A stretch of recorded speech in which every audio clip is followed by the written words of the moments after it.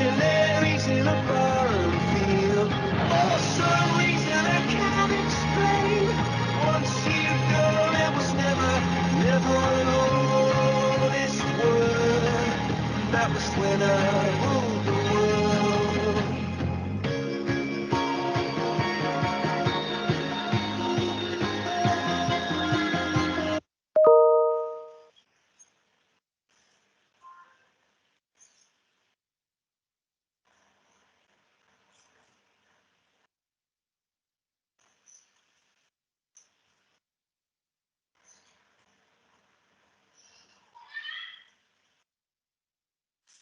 Selamat pagi, salam sejahtera kepada peserta webinar yang kami hormati.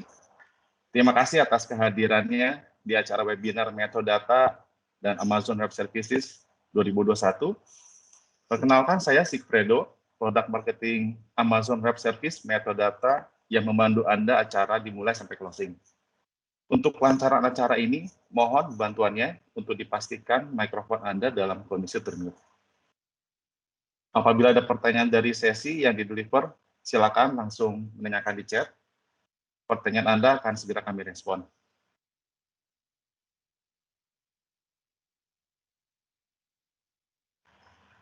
Berikut adalah agenda webinar sampai dengan selesai dengan pembicara webinar, yaitu di sesi pertama oleh Bapak Benardi Suhendra, Head of Big Data and Analytics, PT Metadata Electronics Tbk. Di sesi kedua, Bapak Johan Sulaiman, Head of Analytics, PT Amazon Web Services Indonesia. Kedua pembicara ini mempunyai pengalaman lebih dari 14 tahun di dunia IT dan Big Data Analytics. Selanjutnya, perkenankan yang kami hormati Pak Antoni Amni, Head of Mid Market and Startup Segment, PT Amazon Web Services Indonesia, memberikan kata sambutan dan membuka kegiatan webinar. Terima kasih. Terima kasih Pak Edo, selamat pagi teman-teman semua. Pak Edo cuma ngecek apakah suara saya kedengeran? Kedengeran Pak, dan slide pun terlihat. Oke. Terima kasih. Ya, terima kasih untuk teman-teman semua yang sudah meluangkan pagi ini untuk bisa menghadiri sharing session dari MI dan kami juga. Just a quick intro untuk Amazon Web Service, karena kan kita selalu bilangnya di Indonesia kalau tak kenal tuh tak sayang. Kami tuh merasa bahwa AWS itu peranan kami itu apa sih? Peranan kami itu di dunia digital yang sekarang sudah ada di depan mata adalah to empower the next generation IT services in order to drive innovation. Kira-kira seperti itu. Dan kenapa sih kami bilang seperti itu kan untuk empower the next generation IT operation? Karena the way the world is run today itu sudah sangat berbeda ya dengan let's say 5 bahkan 10 tahun yang lalu gitu. Kenapa? Karena kita melihat bahwa dengan semua adanya technological advancement yang sudah terjadi, itu justru menjadi pedang yang bermata dua. Gitu kan, di satu sisi itu melahirkan company-company yang kita lihat sekarang merubah the way things are done, seperti Grab, Gojek, Airbnb, Traveloka gitu kan. Tapi di satu sisi, kalau bisa dilihat di slide saya yang bagian kiri ini, kami juga melihat data dari Amazon bahwa kalau kita ngelihat average age, usia rata-rata dari perusahaan di S&P 500 itu berkurang. Dari yang tadi 60 tahun menjadi 20 tahun. Kenapa? Simply karena perusahaan-perusahaan tersebut tadi tidak bisa bergerak cukup cepat dalam meng-embrace innovation tersebut, gitu kan. Lantas apa sih impact-nya buat teman-teman IT gitu kan?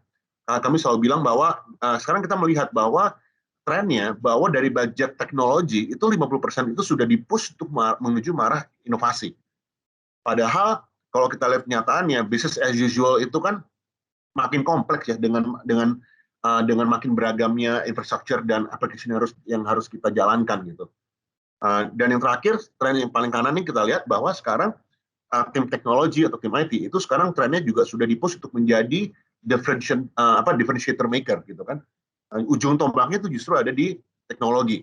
Saya selalu bilang bahwa kalau kita ngelihat seperti Traveloka itu bukan perusahaan travel, mereka adalah perusahaan teknologi yang use case-nya travel. Kira-kira seperti itu. Nah, apalagi sekarang kenyataannya kita lihat sendiri, apalagi ini kita lagi ngomongin soal data analytics juga ya. Kalau misalnya teman-teman ada yang bilang bahwa, aduh saya punya ide nih, gitu kan, taruhlah idenya bilang bahwa saya kayaknya pengen coba ngumpulin data untuk bikin report yang bisa saya pakai untuk coba bikin forecasting demand saya deh, gitu kan. Just to test the idea aja, gitu kan. Bisa dibayangkan untuk mendatangkan infrastruktur atau aplikasi yang dibutuhkan itu butuh waktu kan. Ini kita mappingan di Indonesia ya. Kalau cuma hanya mendatangkan server aja, itu prosesnya bisa dari 3 minggu paling cepat gitu. Misalnya let's say ada hardware yang nganggur sampai 4 bulan kalau hardware-nya harus dibeli gitu kan. Dari mulai proses procurement-nya, dari negonya, sampai shipment delivery-nya ke Indonesia, sampai bisa power on gitu kan. Jadi yang banyak kejadian adalah ide itu banyak mati di jalan gitu. Nah, sedangkan sekarang di era di mana data is becoming, bukan cuma becoming, data is the new oil gitu kan. Inovasi yang berhubungan dengan data itu kan harus bisa bergerak cepat dan efisien dan scalable.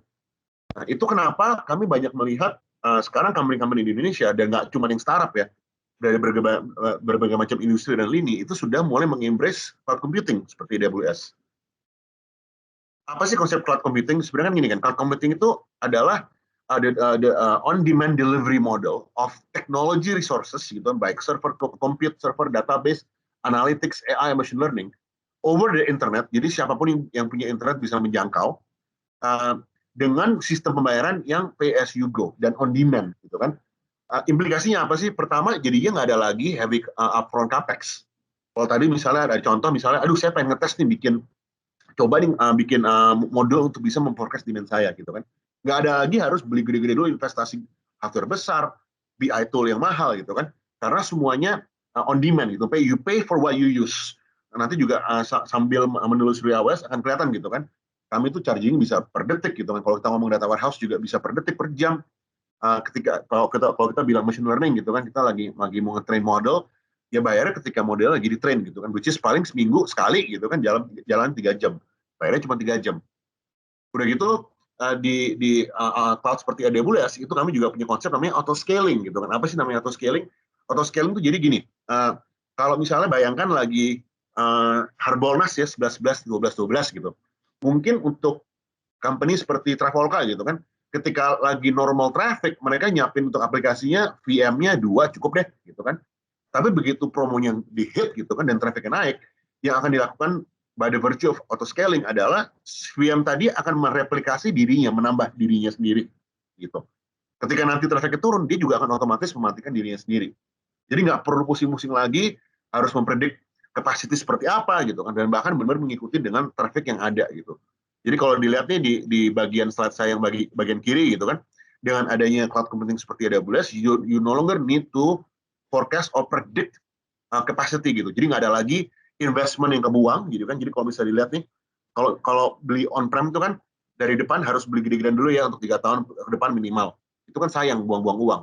Tapi kalau belinya kurang capacity, yang terjadi adalah ya aplikasinya jadi scale, user experience jadi tidak terjaga, gitu kan. Jadi the point adalah dengan adanya cloud computing, jadinya ketika ada ide yang mau dicoba, ketika ada inovasi yang mau berjalan, itu jadi dimungkinkan. Kenapa? Kalau gagal murah, gitu kan. So that's the implication, semuanya mudah, nggak ada capex, pay-nya sesuai dengan yang dipakai. Jadinya kalau ada ide dijalanin aja. Kalau nggak jalan nggak apa-apa dimatiin. Jalan 2 hari paling bayar berapa? $20, $30 gitu kan, depending upon the use case. So we always say that our role di AWS itu adalah untuk enable innovation by lowering the cost of failure. Kalau bahasa kami ini, our rallying mantra adalah kami itu tugasnya adalah untuk mendemokratisasi teknologi. Kira-kira seperti itu. Nah, untuk perkenalan Amazon Web Service sendiri, gitu, kami adalah public cloud platform pertama yang memang ada, gitu. Dan kenapa namanya Amazon Web Service bukan Amazon Cloud? Karena zaman kami berdiri di tahun 2006, istilah cloud itu bahkan belum ada, gitu. Itu kenapa namanya Web Services. Dan karena kami yang pertama, dan ini bukan gagah-gagahan, gitu kan. The implication adalah pertama dari segi market share itu sampai tahun 2020 ini adalah statistik yang terakhir, we are still larger, bigger than the next 3 cloud platform company combined. Efeknya adalah masalah reliability dan scalability, gitu kan. Karena ketika bicara public cloud, what you need adalah a proven experience in managing infra yang mega besar, gitu kan, dan juga bisa nge-scale, reliable dari segi downtime juga terpercaya. Dan yang kedua adalah juga masalah inovasi, gitu kan. Karena customer yang di-handle oleh AWS itu berbagai macam ragam, A to Z, dari yang kita selalu bilangnya dari yang paling kekinian kayak Netflix sampai yang paling industri yang paling stringent seperti banking, gitu kan. Jadinya use case dan feature yang ada dibangun di dalam AWS itu benar-benar paling lengkap. Dan ini ternyata diakui oleh Gartner ya, ini Gartner tahun 2020, gitu kan, untuk Magic Quadrant Cloud Infrastructure. Selama 10 tahun berturut-turut, we are actually being placed as at the forefront dan yang paling teratas, gitu. Dan juga The good news adalah untuk teman-teman di Indonesia, AWS itu juga sedang membangun region di Indonesia. Target go live-nya adalah untuk tahun ini, gitu. We will go live with 3 availability zone, gitu. Dan ini again kalau saya boleh mendive deep sedikit, di AWS itu ketika kami bilang ada region buka gitu, di bawah region itu ada namanya availability zone. Availability zone itu adalah kumpulan data center, satu atau lebih, biasanya lebih. Jadi ketika bilang kita akan buka dengan 3 availability zone, to begin with itu sudah pasti akan ada 3 data center yang terpisah, lokasinya juga terpisah ya, jadi bukan satu gedung dibagi jadi 2 atau 3 zone, enggak. Actually, physically ada 3 data center terpisah, dan of course along the development, masing-masing AZ ini kemungkinan pun akan ditambahkan jumlah data centernya. Ini cuma high level aja, globally, siapa aja sih yang sudah mempercayakan berkonten untuk perjalanan data AWS. Seperti saya bilang, mulai dari model Netflix sampai Commonwealth Bank Indonesia, gitu kan. Dan kalau yang lebih seru lagi, kalau kita lihat di Indonesia, ini sekali lagi cuma summary ya, karena nggak muat masuk sini semua, banyak banget. Kami sudah punya puluhan ribu customer jalan di atas AWS di Indonesia sendiri, dari berbagai macam lini industri, dari travel hospitality, gitu kan, sampai transportation, media entertainment, di mana almost major media di Indonesia itu semua digital presence-nya ada di AWS, bahkan financial services pun juga sudah ada di AWS. Saya akan post 10 detik untuk teman-teman untuk bisa mungkin melihat dulu gitu sebelum saya move on.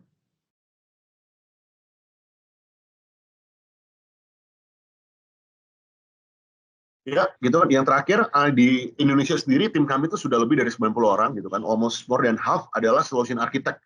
Ya, jadi orang sales atau business development itu justru yang paling sedikit gitu. Karena kami percaya bahwa misi kami di Indonesia ini bukan hanya untuk jualan gitu kan. Bahwa misi kami ini adalah untuk benar-benar membantu perkembangan dan pembangunan digital ekonomi dari negara ini. Kami semua 90 orang di Jakarta base-nya, dan 99,8% malah saya bisa bilang hampir semuanya itu adalah orang Indonesia. So we always pride ourselves of saying that we're not just Amazonian, but first and foremost we're Indonesians. Sekian perkenalan dari saya, Pak Edo. Mungkin saya kembalikan ke Pak Edo ya. Terima kasih. Thank you, Pak Tony. Sangat menarik sekali introduction untuk Amazon Web Services-nya. Selanjutnya Bapak Ibu, kita sambut Pak Bernardi untuk presentasikan mengenai Big Data on Analytics. Silakan Pak Bernardi.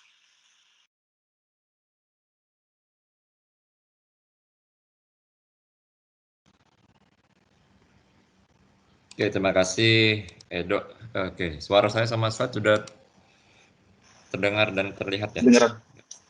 Terdengar Pak, terlihat. Oke, sebelumnya selamat pagi semua, Bapak Ibu yang sudah join ya, terima kasih sudah meluangkan waktunya. Perkenalkan, saya Bernardi Suhendra sebagai Head of Big Data Analytics dari Metrodata. Jadi di sini saya akan coba kasih insight ya tentang profile tim Big Data kami, ya juga Metrodata itu sendiri, lalu tentang use cases yang kami pernah implementasikan ya di Big Data seperti apa. Lalu juga cara memulai project Big Data yang baik dan benar lah. Ya. Sekarang kita sering mendengar terminologi new normal ya di dalam cara kerja dan cara hidup kita yang baru ya berdampingan dengan COVID-19 ya. Nah ini saya juga kutip lah new normal ini, tapi big data is the new normal dalam arti kata ya kita namanya big data itu bukan sesuatu yang nice to have lagi ya bagi setiap organisasi di apapun industrinya ya, kita bicara manufacturing, retail, distribution, FSI atau lainnya. Ya big data menurut kami sudah menjadi sesuatu yang mandatory ya, must to have ya bagi setiap organisasi. Ya kenapa? Karena ya satu-satunya yang kita generate setiap hari, setiap detik ya di handphone kita, di laptop kita ya pasti ya record di dalam suatu database. Ya, entah di mana ya, kita ngeklik di web, kita bikin transaksi di kita punya ERP, bikin SO, bikin PO, bikin apapun ya, kita main handphone kita ya, itu semua kita generating data somewhere lah ya, in the cloud, ada yang mungkin masih simpan di on-premise dan lain-lainnya. Maka dari itu ya big data now is the new normal. Kita ya itu sudah menjadi suatu hal yang normal, bukan sebagai suatu yang wow gitu ya. Nah data is one of the most important asset ya saat ini. Jadi organisasi yang bisa memanfaatkan, mendistribusikan, mengolah dengan benar data tersebut atau mungkin membangun proyeksi ya, prediksi ya tentunya akan lebih cepat ya, atau kita bicara outperform ya daripada kompetisi di industri Bapak Ibu semua masing-masing ya. Tentang Metrodata, mungkin dari Bapak Ibu yang join saat ini udah ada yang pernah engage dengan Metrodata atau mungkin anak perusahaan kami ya. Metrodata Electronics sudah berdiri dari tahun 1975 Ya, kami merupakan perusahaan IT yang bisa dibilang terbesar di Indonesia saat ini, ya, lokal. Di bawah Metrodata kami ada Mitra Integrasi Informatika, ya, ICT Solution, on 99,99% oleh Metrodata. Ada juga Solsius Indonesia untuk ICT Consulting yang fokus di SAP produk, ya, dan family-nya. Ada Sinex Metrodata Indonesia yang merupakan ICT Distribution. Ya, ada juga paket sistem, ya, ini untuk ICT Broadband dan Solution Network. Ada juga ICT E-commerce, ya, namanya MyIcon Teknologi. Lalu juga ada Sinex Metrodata Teknologi and Services, ya, ini untuk supporting SME sebenarnya. Nah, spesifik untuk tim Big Data, jadi tim Big Data ini sebenarnya dibentuk tahun 2019, ya. Jadi setiap anak perusahaan Metrodata sebenarnya punya tim Big Data Analytics atau Data Analytics, ya, kita bicara Data Warehouse, ETL, atau Big Data, atau BI, dan lainnya. Nah, untuk mempermudah koordinasi dan juga sinergi, ya, kita menggabungkan itu semua menjadi satu unit division. Nah, kita sebut Big Data Analytics Division. Ya. Nah, di bawah Big Data Analytics Division ini kita ada kurang lebih 105 orang, ya. Itu mostly consultant, ya, ada tim produk, ada tim support juga. Ya, di bawahnya ada sub-pilar lah saya sebut, ya, ada 6 pilar ya saat ini, dan kita terus evaluasi, kita lihat, dan mungkin kita tambahkan juga, ya, terutama jika ada pilar-pilar baru yang trending di dunia Big Data Analytics, ya. Yang pertama mungkin Bapak Ibu juga sudah sering pakai, mungkin sudah gunakan juga, yang sudah sering dengar, ya, data visualization, ya, atau business intelligence, ya, umumnya disebut seperti itu. Ya, ini untuk dashboard reporting, self-service analytics, ya, mobile dashboard, ya. Kami juga ada konsep namanya IBCS di sini, ya, International Business Communication Standard. Perihal bagaimana cara kita menampilkan data yang baik dan benar, ya. Ternyata ada aturannya, ya. Jadi tidak sekedar taruh pie chart, taruh bar, taruh line, jadi ada sebuah dashboard, tidak seperti itu, ya. Jadi ada aturan baku yang memang diakui secara worldwide, ya. Pilar data management ini mostly kita covering data processing, ya, ingestion, extraction, transformation, modeling, ya, mostly di data warehouse, ya, di ETL atau ELT atau mungkin CDC, ya, dan data quality, ya. Ada juga EPM, ya, Enterprise Performance Management, ya, ini untuk budgeting planning and legal consolidation, ya, untuk capex planning, sales ops planning, atau mungkin financial planning dan lain-lainnya, ya. Big data, data science, dan yang ke kanan social media nanti akan kita banyak bahas, ya, hari ini. Ya, big data tentunya, ya, untuk data lake, ya, untuk streaming dari IoT sensor, ya, untuk operational DB, untuk aplikasi juga bisa, ya, atau untuk data engineering, data scientist, ya. Dan kami pun ada juga satu departemen yang terdiri dari tim data scientist, ya, semua backgroundnya statistik dan mathematics, pasti bisa R atau Python, ya. Ini untuk membangun model prediktif dan preskriptif. Nah, ini yang nanti penting nih, ya, untuk menjustifikasi investment Bapak Ibu, ya, di big data, ya. Tujuannya untuk apa? Untuk solving problem apa? Ya. Yang terakhir tentunya sosmed monitoring and sentiment, ya. Jadi, ya, namanya pelanggan sekarang juga udah mulai pintar. Kalau ada keluhan, ada apa, biasanya selalu yang dituju pertama kali mungkin bukan ticketing sistem kita, atau mungkin bukan komplain sistem kita, tapi adalah sosmed. Ya, mungkin nge-tweet gitu kan, ya, atau dia taruh di Facebook dan lainnya. Nah, jadi sentimen-sentimen di sosmed tersebut atau di online blog juga bisa suatu hal yang penting, ya, untuk menentukan customer experience, brand experience-nya, atau mungkin employee experience-nya kita, ya. Nah, itu kami juga ada solusi untuk menganalisa sentimen analisis yang memang udah language-nya native bahasa Indonesia, ya, beserta variannya. Nah, tim kami yang mendeliver 4 analytical maturity, ya. Jadi kami bisa membantu, ya, mengarahkan, memberikan guidance, ya, untuk suatu organisasi mengimplementasikan 4 analytical maturity ini. Ya, tujuannya agar Bapak Ibu memiliki competitive advantage compare to kompetitor, ya, di industri yang sama, ya. Tahap 1 dan 2 mungkin Bapak Ibu udah ada yang pakai, udah sering juga gunakan, ya. Kita bicara deskriptif, ya, menjawab apa yang sudah terjadi saat ini, mulai historical data. Contohnya misalnya Bapak Ibu sedang melihat laporan penjualan gitu, ya, year to date sales, month to date sales, quarter to date, ya kan, pencapaian atau growth-nya itu udah already happening datanya, ya, historical. Kita ngelihat sampai sekarang tuh kejadiannya seperti apa yang sudah terjadi, ya, atau what happened. Yang tahap kedua, ya, diagnostik, artinya Bapak Ibu sudah mulai fleksibel atau agile di dalam menganalisa suatu data, ya. Tidak lagi datanya statis, reportnya statis, tapi bisa fleksibel atau disebut self-service tadi, ya. Umumnya tools BI saat ini di pasaran semua udah sifatnya self-service, ya, business user centric, ya, bisa mudah, jadi user bisa slice and dice, drill up, drill down, filter, sorting, ranking, dan lainnya, ya, untuk menganalisa data lanjutan. Ya, contoh misalnya kita case di manufacturing, ya kita lagi lihat misalkan OEE ya, overall equipment effectiveness-nya rendah, ya kita mau drill down lebih dalam ya. Di bawah OEE kan ada 3 KPI lainnya, performance, availability, dan juga quality. Ya, dari 3 itu mana yang rendah? Oh, performance-nya misalnya, performance mesin. Nah, nanti kita mau drill down lagi di plant atau factory yang mana. Lalu di drill down lagi di work center yang mana, di line production yang mana, di periodnya apa, factory manajernya siapa, ya, atau mungkin pada saat produce material yang mana. Ya, nah itu kita bicara udah level diagnostik ya, atau kita punya ability untuk interrogate the data. Ya. 1 dan 2 umumnya bisa di cover oleh ya, tidak perlu data warehouse, tidak perlu big data, cukup data warehouse, cukup dengan reporting, BI tools bisa. Ya. Nah 3 dan 4 ini yang memang lagi banyak dicari saat ini ya, dan juga banyak perusahaan ingin lompat ke sana ya, kita bicara prediktif atau preskriptif. Ya, prediktif udah lebih advance ya, jadi udah menjawab apa yang akan terjadi. Karena 1 dan 2 ya hanya menunjukkan apa yang sudah terjadi. Yang dimana Bapak Ibu nggak bisa ubah already happening, yang bisa diubah oleh organisasi adalah apa yang belum terjadi. Ya, tapi untuk mengetahui kira-kira potensi apa yang akan terjadi, nah itu ada rumusannya. Nah itu yang nanti dibantu oleh tim data scientist ya, untuk merumuskan suatu model ya, menggunakan rumus statistik. Bisa kita bicara forecasting, bisa pakai ARIMA, bisa pakai random forest ya, bisa pakai neural network kalau mau advance ya, dan lain-lainnya ya, untuk kita merumuskan atau memproyeksikan masa depan. Ya, contoh paling simpel tadi OEE, kita udah tahu nih year to date OEE kita rendah, let's say cuma 65%, ya, dan ada faktor-faktor yang tinggi dan rendah.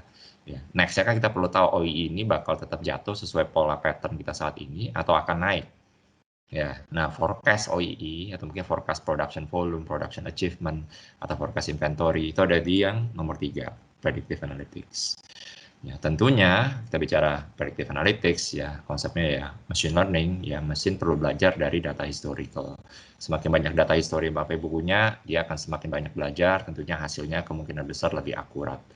Ya, lalu juga kelengkapan data, completeness juga penting. Ya, tidak hanya data-data historicalnya lengkap. Ya, paling simpel gini, saya mau bikin forecast produksi, production volume. Ya, saya cukup butuh 2 kolom untuk melakukan forecast. Even nggak perlu machine learning, di Excel aja bisa. Ya, tanggal produksi sama quantity produksinya. Historical saya ambil 5 tahun dari ERP saya bikin di Excel, saya bisa bikin forecast. Ya, tapi golden question-nya untuk kita bicara prediktif adalah seberapa akurat sih hasil keluarannya. Ya, just mengeluarkan suatu angka itu belum tentu bisa dipakai oleh bisnis. Ya, angka itu harus ada 2 faktor ya, robustness sama completeness. Robustness adalah jumlah historical data yang kita punya, completeness itu adalah kelengkapan variabel yang kita punya, ya bisa dari internal maupun eksternal. Contohnya apa kelengkapan variabel? Kayak tadi bisa kita melakukan produksi, ya naik turunnya produksi itu karena apa? Misalkan, ya mungkin karena ada demand di pasar, karena ada diskon, atau karena ada inflasi, karena ada exchange rate yang naik turun, ya.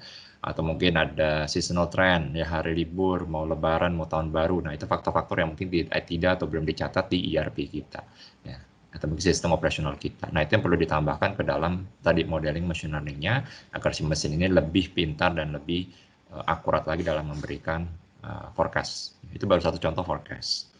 Ya. Nah, nanti yang lebih advance nomor 4 ya kita bicara prescriptive ya. Ini udah lebih karena optimization ya. Contohnya ya kita mau memprediksi mesin itu rusaknya kapan sih ya, predictive maintenance ya. Jadi kita udah punya tuh historical mesin rusak, breakdown berapa lama, mesinnya tipe apa, merek apa, umurnya apa, diimport dari mana gitu kan ya. Itu historical data dan historical asset data yang kita punya ya. Next-nya kan kita memprediksi nih, dengan historical pattern mesin ini rusak ya. Mesin itu diprediksi kapan lagi akan rusak ya, 24 jam ke depan, dalam let's say 48 jam ke depan ya. Nah, tentunya ketika mesin memprediksi kapan mesin itu rusak, ya dia tadi sama perlu kelengkapan data dan historical data. Ya, bisa jadi yang kita input secara manusia di ERP kita, ya misalnya Bapak Ibu pakai SAP atau Oracle atau mungkin Asapta yang ada modul maintenance, line maintenance, kemudian mesin rusak dicatat dan masih manusia yang catat. Bisa jadi nggak tepat atau nggak akurat atau tidak pada saat mesin itu rusak. Nah, kelengkapan data bisa aja diperlukan tambahan data IoT misalkan. Ya, untuk mengambil data getaran, data panas, data suhu, dan lainnya yang nanti mesin bisa belajar polanya ketika mesin mau rusak, ya itu gimana polanya, ya suhu di mana, getaran di mana, atau mungkin tingkat suaranya, densibelnya di angka berapa. Ya, dia nggak sembarangan milih, dia based on historical pattern, based on data ya. Dia bisa bilang nih, kalau mesinnya dia bisa menjawab kita, kamu tahu dari mana itu mesin bakal rusak dalam 24 jam ke depan, ini historical pattern-nya. secara pattern si mesin itu spesifik mungkin di area itu, ya itu akan rusak ketika patternnya seperti ini, ya. Plus ada historical jarang di service, ya, service korektif atau mungkin preventif nggak pernah diganti oli. Nah itu variabel-variabel yang kita bisa tambahkan untuk membuat si mesin tambah pintar. Ya, jadi ya tadi namanya machine learning looks very sophisticated, very advanced, tapi dia tetap bergantung sama data dan kelengkapannya yang kita input, yang kita tambahkan di dalam modeling tadi. Ya. Nah itu 4 tahapan yang kita bisa bantu Bapak Ibu nanti ya, kita bersama-sama kita rumuskan objektifnya untuk apa ya. Dan umumnya memang perusahaan banyak yang saya mau langsung nomor 3 dan 4 deh. Ya, tadi baik lagi ya, kalau hanya mengeluarkan suatu angka, suatu numbers bisa jawabannya. Tapi golden question-nya apakah angka itu bisa digunakan? Ya, akurat atau enggak itu pertanyaan lanjutannya yang kita perlu lihat. Nah, makanya memang perlu proses. Kadang perlu kumpulkan data historinya udah bagus, udah rapi, at least yang descriptive diagnostic itu udah dipakai dan dipercaya oleh bisnis, baru kita bikin suatu proyeksi berdasarkan data historical tersebut. Ya. Jadi kalau 1 dan 2-nya aja belum dipercaya, belum ditrust oleh bisnis, jangan harap kita bisa bikin suatu predictive forecast yang bisa dipercaya juga oleh bisnis. Ya. Apalagi Bapak Ibu ada yang distribution nama manufacturing-nya dalam satu PT yang sama, ya. Tentunya kadang orang distribution diminta melakukan demand forecast, dikasih ke orang PPIC untuk bikin MRP, apalagi ada barang-barang yang import yang lead time-nya lama lah. Ya, itu lebih crucial lagi kita bicara just demand forecast. Ya, itu salah, the whole supply chain dari distri sampai manufacturing sampai ke delivery shipping itu udah salah semua. Out of stock, overstock itu udah nggak akan ke bendung lagi. Ya, cuman awalnya dari demand forecast yang tidak akurat, ya atau salah. Jadi makanya itu jadi suatu hal yang penting. Tadi saya bilang ya big data is the new normal, bukan lagi sesuatu yang luxury atau mungkin yang nice to have, tapi udah satu dibutuhkan oleh bisnis. Ya. Nah ini contoh beberapa referensi yang kami kerjakan ya, saya plot by industry aja ya. Udah cukup banyak ya, jadi kami implement big data analytics, data warehouse, BI dan lainnya. Tapi ini saya spesifik fokus ke yang big data analytics. Ya ada di otomotif, FSI, retailer, yang manufacturing atau chemical, di CPG, multi finance juga ada di telco dan digital advertising. Ya. Di otomotif kami ada bantu ya salah satu yang terbesar lah ya, pabrik motor, deploy big data end to end dari awal sampai jadi, bikin konsep machine learning juga di sana ya untuk HR, candidate recommendation. Ya, sama juga kita ada juga yang bantu implement di pabrik mobil ya inventory forecast. Ya, lalu di pabrik motor kita juga bantu bangun analisa, simulasi, product costing. Ya, kalau Bapak Ibu dari manufacturing pasti perlu tuh namanya product costing ya untuk analisa varian, ya, actual versus standard cost setiap bulan. Ya, kalau ada varian lebih, variannya di mana? Di indirect atau direct cost. Ya, contoh di labor, di overtime dan lain-lainnya mana yang lebih. Ya, nanti ada simulasi misalnya, oke, harga labor atau gaji ya naik sekian persen atau bahan material raw material naik sekian persen, apa dampaknya ke JWS kita, dan ujung-ujungnya profitability. Kalau juga ada, kita lagi jalan juga untuk analisa telematics dan juga dealer performance yang menggunakan AWS, itu di salah satu customer kita, AWS Big Data Analytics end-to-end. Dari AWS Glue, Redshift, ya S3 kita pakai. FSI kita ada bangun juga berapa use case ya, develop big data deployment ya dari awal sampai akhir juga, dan mulai narik data dari core, bikin use case fraud detection, product recommendation, juga ada customer segmentation, ada juga kita bantu mereka ekspansi, support sampai sekarang juga ada. Retail ada yang kita lagi bantu untuk melakukan retail sales forecast ya per toko per SKU. Ya, manufacturing chemical ya kita dibangun juga untuk area finance ya, hedging sama cash flow.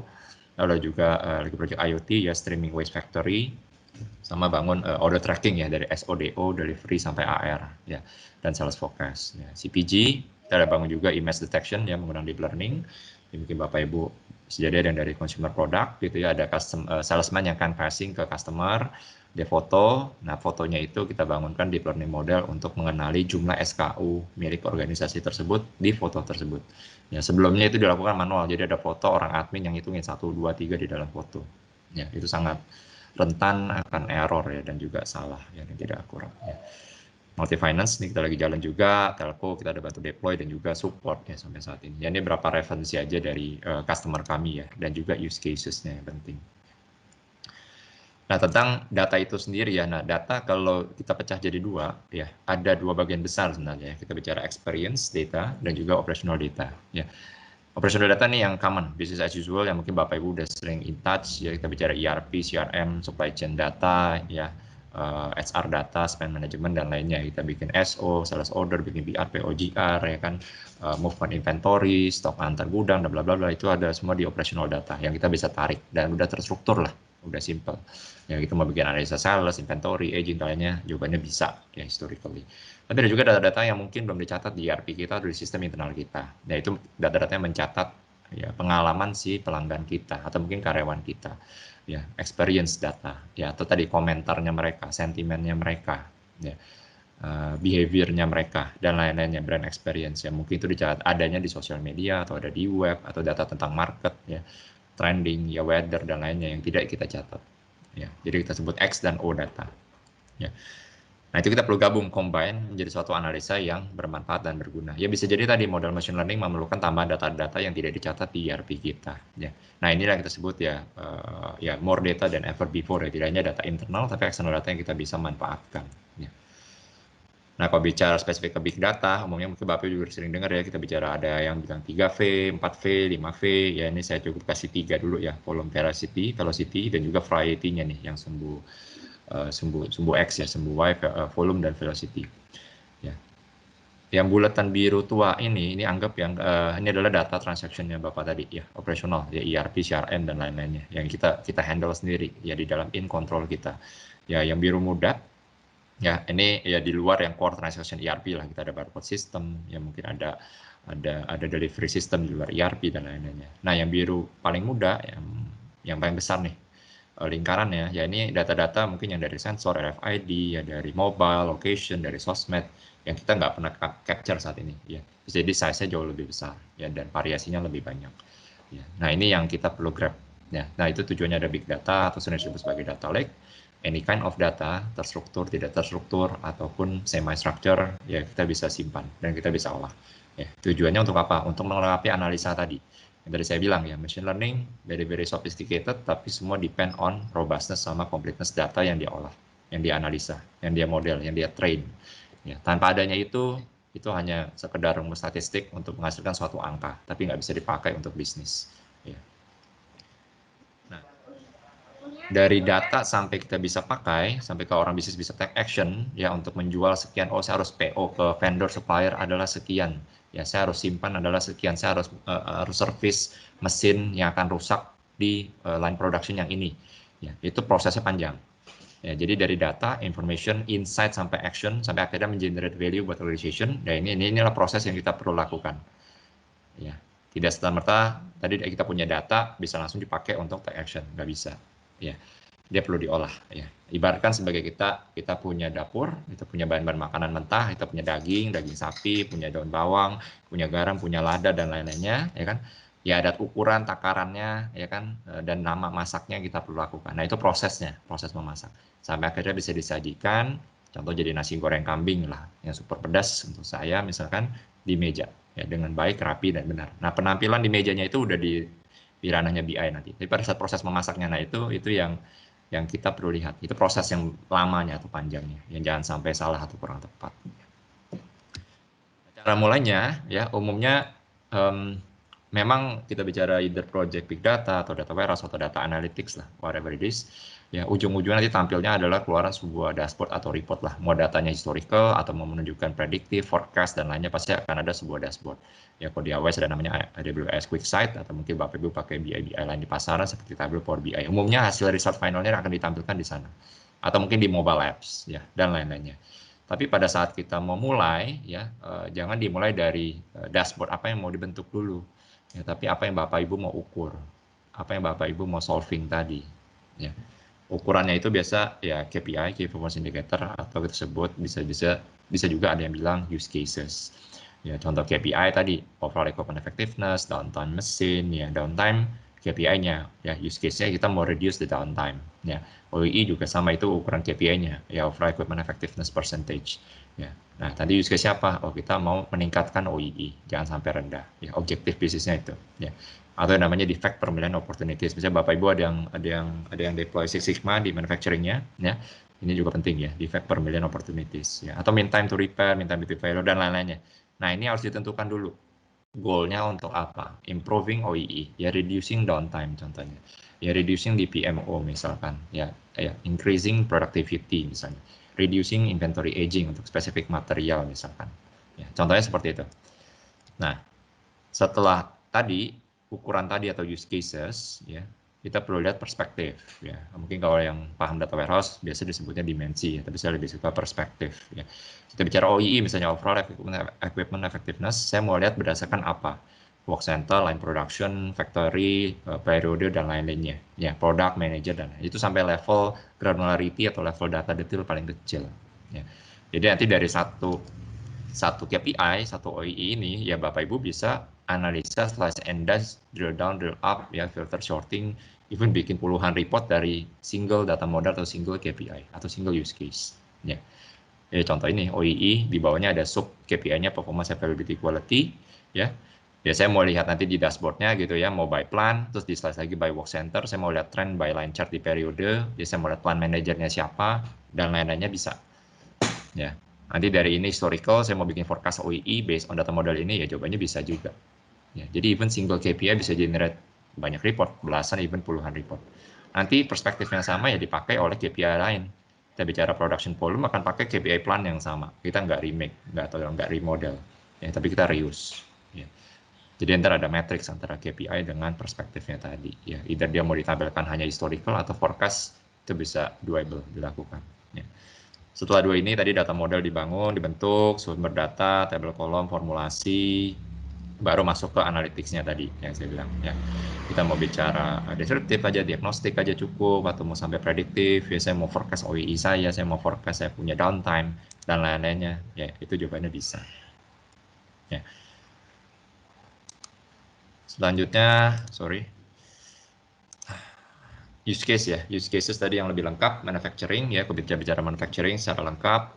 Ya, prosesnya ada mungkin R&D product, design, purchasing, ya, proses manufacturing itu sendiri, supply chain, marketing, sales, dan juga service atau after sales-nya ya, gitu ya. Nah, pada saat deploy big data, ya, ini ada umumnya maturity stage, ya, baru tahap awareness, oh big data bisa begini toh, ya. Ada tahap eksplorasi, oh setelah tahu big data bisa begini, saya mau explore nih bisa apa aja, ya. Tahap ketiga udah mulai optimization, kita membangun use case yang belum pernah dibentuk di tempat sebelumnya atau di data platform sebelumnya. Ya, terakhir sampai business transformation. Ya, ada yang sebut juga dari Harvard Business University adalah business metamorphosis. Ya, membangun satu let's say revenue generation model baru, ya, either jual data monetization, tentunya data yang legal untuk di monetize ya. Nah, ini angka-angka ini apa sih, ini use case-nya ya. Warna-warna itu menandakan tipe use case-nya ya. Kalau yang biru muda ini standar mau peer group. Umumnya saya Bapak Ibu punya DWH pengen move to big data, tahap 1 biasanya sering adalah enterprise data warehouse offloading. Kita migrasi dari data warehouse ke big data kita. Atau sifatnya collaborate bisa diatur ya, bisa replacing, bisa collaborate. Ya. Hijau itu ya common use case yang dilakukan ya. Di peer group itu ya di manufacturing lainnya. Ini berdasarkan riset ya. Jadi berdasarkan riset yang sudah dilakukan ya. Biru tua ini strategic use case yang dilakukan di manufacturing ya, yang orange saja yang new innovation yang sebelumnya nggak pernah dilakukan karena not capable data platformnya. Ya, contoh misalnya di area kita bicara manufacturing ya awal-awal mungkin pada saat eksplorasi setelah misalnya udah ada DWH ya udah kita migrate dulu ke big data nomor 8 ya kita bicara proses dan quality monitoring ya QC ya tadi quality process ya dan lainnya itu use case-nya. Atau di area supply chain misalnya nomor 12 ya, supply chain 360 ya, kita bicara procure, deliver sampai produce lah, itu supply chain area konteks besarnya. Ya, nanti tahap optimization kita udah mulai use case yang lebih advance lagi lah ya di manufacturing contoh nomor 10 misalkan equipment predictive maintenance. Ya, itu udah mulai tahap-tahap transformasi berubah ya. Di supply chain misalnya 13 demand analytics ya, demand itu banyak di mana, di channel yang mana, modern trade, general trade, traditional trade dan lain-lainnya bla bla bla gitu kan ya, itu udah enak lah ya, mungkin demand 360 dan lain-lainnya ya, atau customer 360. Itu udah lebih tinggi lagi mungkin melakukan inventory optimization ya, reducing inventory aging ya, reducing DOE dan lain-lainnya ya. Dan use case-nya nanti bisa Bapak Ibu manfaatkan ya dengan tools big data ini ya. Tentunya ya agility itu menjadi penting ya, apalagi terutama dengan produk yang cloud based ya, software as a service seperti AWS, Bapak Ibu bisa start dengan cepat. Jadi fokus on developing the use case ya, jangan pusingkan infranya dulu, tapi use case dan kita mau solving apa. Ya, area supply chain kita mau solving apa. Waduh, kita punya aging tinggi sekali.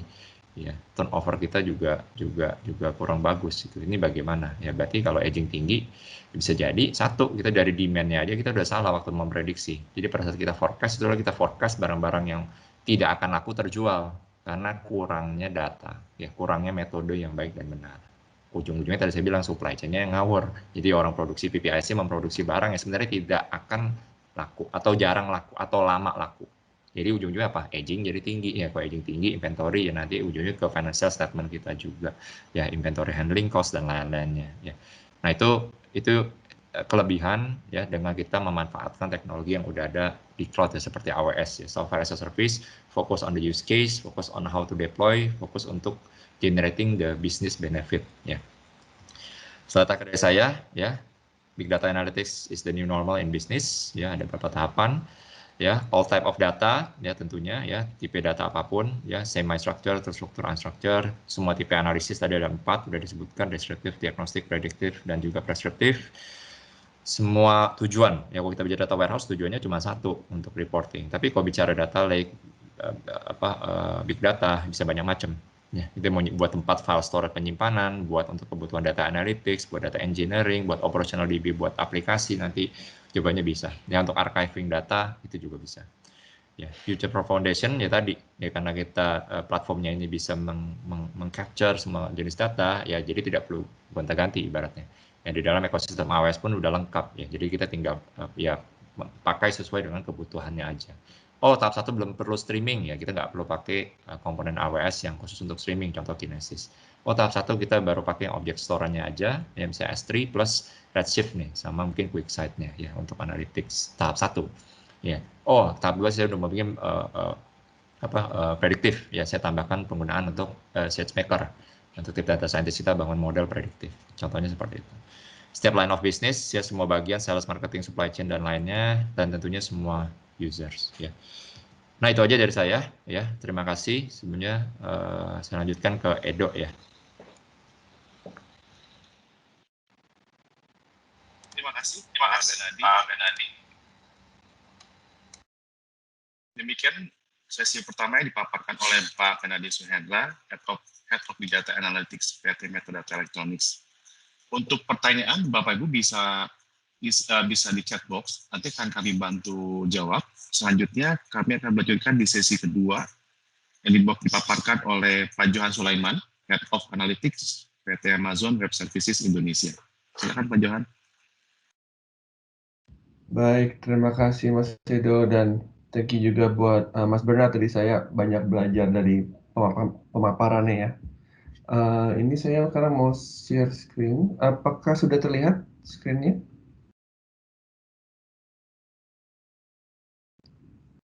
Mas Edo bisa bantu, apa sudah kelihatan? Belum. Masih belum, Pak Johan. Oke, bentar ya. Begitu. Oke. Kalau sekarang gimana? Masih belum, Pak. Oke. Baru share lagi kalau gitu. Share content. Oke. Ya, sudah terlihat, Pak. Sudah ya. Oke, terima kasih Mas Edo. Sudah, thank you, Pak. Oke, thank you. Dan selamat siang juga semua kawan-kawan sekalian.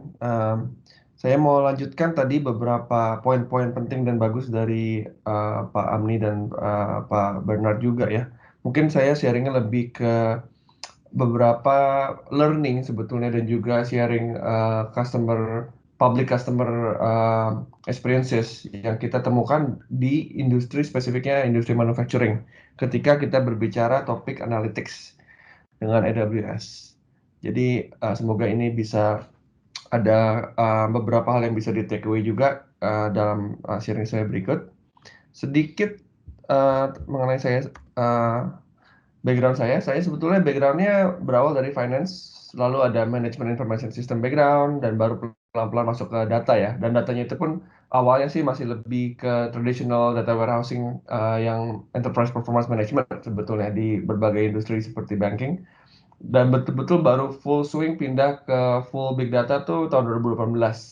ketika saya join satu e-commerce, bekerja di sana leading the data team dengan berbagai macam data engineering, data platform team, data science, BI developer dan data analyst.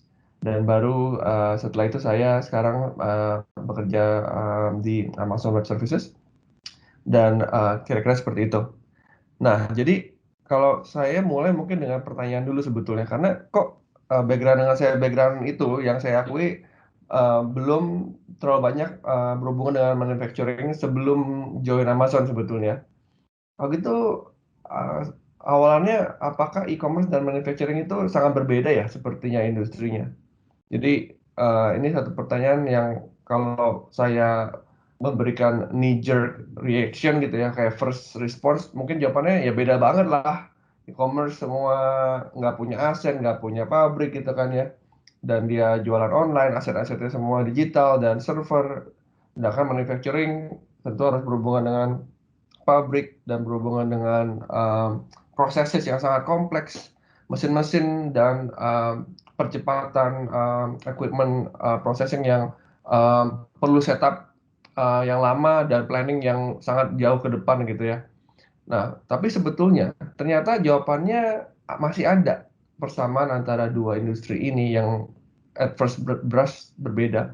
Dan persamaannya itu ini, kedua industri ini adalah industri yang natively atau secara natural generate data. Mengapa? Karena mereka berhubungan dengan teknologi dan mesin-mesin yang sebetulnya itu banyak sudah tanpa harus ada effort yang terlalu banyak sudah mengkoleksi data yang mungkin masih dalam bentuk mentah gitu. Dan ini sebetulnya suatu environment situasi yang sangat ideal buat analytics. Karena analytics itu apalah analytics kalau tidak ada data istilahnya. Data itu suatu prerequisite, tadi Pak Bernard juga sudah bilang perlu ada koleksi, proses pengkoleksian data sebelum kita bisa mulai ngomong tentang advanced analytics yang sering kita dengar di yang trendy ya di bidang data. Oh ya, kita mau pakai machine learning atau ya kita mau pakai prediktif, preskriptif. Itu semua hanya bisa dilakukan itu semua fase-fase advance yang hanya bisa dilakukan ketika ada datanya dulu pertama dan lalu ada pengolahan data. Dan ini sebetulnya potensi dari manufacturing industry sangat-sangat besar. Tadi ada satu chart yang saya suka sekali dari Pak Bernard yang mengatakan membandingkan industri-industri, dan itu sebetulnya industri manufacturing banyak yang basic sudah ada yaitu di level 1, tapi yang dibilang new innovation masih banyak, dan ketika dibandingkan dengan peers dari manufacturing industry, manufacturing company lain yang adalah kompetitor, itu rata-rata belum dilakukan. Jadi artinya potensi untuk para teknologis ya terutama ya untuk bisa berkontribusi ke bottom line bisnis di industri manufacturing itu masih sangat terbuka untuk kedepannya ketika menggunakan teknologi big data. Misalnya apa? Tren-trennya misalnya adalah data itu menjadi enabler. Ketika menggunakan wealth of data yang sudah ada itu bisa di-leverage untuk improve operasi-operasi yang beragam. Lalu tren kedua yang kami perhatikan ketika kami membantu manufacturing customers all over the world globally, itu adalah tentang digital executed manufacturing. Nah, ini maksudnya apa? Ini maksudnya adalah ketika kita mulai membuat factories itu menjadi lebih smart ya, jadi menjadi smart factory dan improve tadi sudah mention OEE, dan itu bisa melakukan bahkan sampai ke in a sense micro customization. Jadi production run of one individualized product. Jadi tidak lagi harus mass production all the time. Tentu itu penting dan tentu itu jadi satu production stream. Tapi bisa nggak lebih agile itu sistem manufacturing sehingga kalau perlu ada kebutuhan untuk lebih customization bahkan down to one individualized product itu sekarang bisa di-enable dengan adanya digital executed manufacturing. Ketiga, paradigma product as a service. Sama seperti Amazon pun sudah jadi transform sebetulnya atau disrupt the industry karena dari on-premise bisa ada offering yaitu infrastructure as a service, lalu naik ke platform as a service, bahkan software as a service. Sebetulnya paradigma ini menarik untuk trigger inovatif ideas ya, ketika gimana bahkan di industri manufacturing bisa terjadi konsep product as a service ketika produk dan mesin itu adalah jadi pemberdayaan service, bukan lagi hanya cost center, tapi dia punya directly add value yang langsung direcognize oleh bisnis gitu. Dan satu lagi connected product saya rasa cukup gamblang, yaitu basically produk-produk itu makin berkomunikasi dengan satu sama lain, makin membagi data, makin influence and inform each other, dan menjadikan proses itu menjadi fluid walaupun tetap automated. Dan terakhir tentunya tema-tema tentang sustainability di dunia konsumsi energi ya, karena pabrik tentunya menggunakan banyak sekali kadang air, lalu electricity tentu, dan lain sebagainya, itu selalu menjadi suatu fokus juga sekarang semakin rising. Nah, berikutnya, bagaimana nih manufacturing lalu menggunakan big data? Beberapa use case-nya seperti ini sebetulnya. Jadi selalu ada demand untuk melihat operasi dan prosesnya secara holistik, single view. Jangan tersebar-sebar dashboard-nya di sistem A, B, C, D, E. Kalau saya mau tahu, saya butuh banyak waktu, effort, dan manual untuk bisa mengcurate atau mengkolasi report-report ini menjadi satu tampilan report. Dan nanti kalau ada request lain lagi, tentu prosesnya sama akan berulang. Lalu kedua, insight dari data yang hard to reach. Karena tadi memang betul manufacturing sudah punya natively itu secara natural sudah mempunyai data. Tapi data ini yang kita bilang tuh trap. Data ini masih terperangkap gitu loh. Dan kadang-kadang dia juga di lokasi yang remote, yang sulit untuk dijangkau. Jadi challenge ini gimana kita bisa membebaskan data-data yang seperti ini dan mengkoneksikan data-data yang remote. Lalu insight dari data source yang baru dengan tren inovasi teknologi tentang adanya mobile devices sudah mulai generating data in itself, right? And then IoT dengan adanya gerakan industri movement industri 4.0, IoT semakin mengambil a prominent role di dalam skema framework dan infrastruktur industri 4.0. Itu juga generate even more data yang tadi velocity juga akan makin besar, variety dan volume. Real time inventory management ini selalu sering muncul karena untuk bisa reaktif, untuk bisa save cost ya kan, untuk bisa menemukan sumber inovasi, kita perlu data sekarang. Karena kalau sudah terlambat 1 bulan, bahkan mungkin berapa lama, aksi yang dibutuhkan yang bisa make impact itu sudah lewat, opportunity sudah gone, gitu kan ya. Dan mungkin masih banyak lagi di sini seperti bisa dilihat. Dan saya speed up aja untuk concern waktu.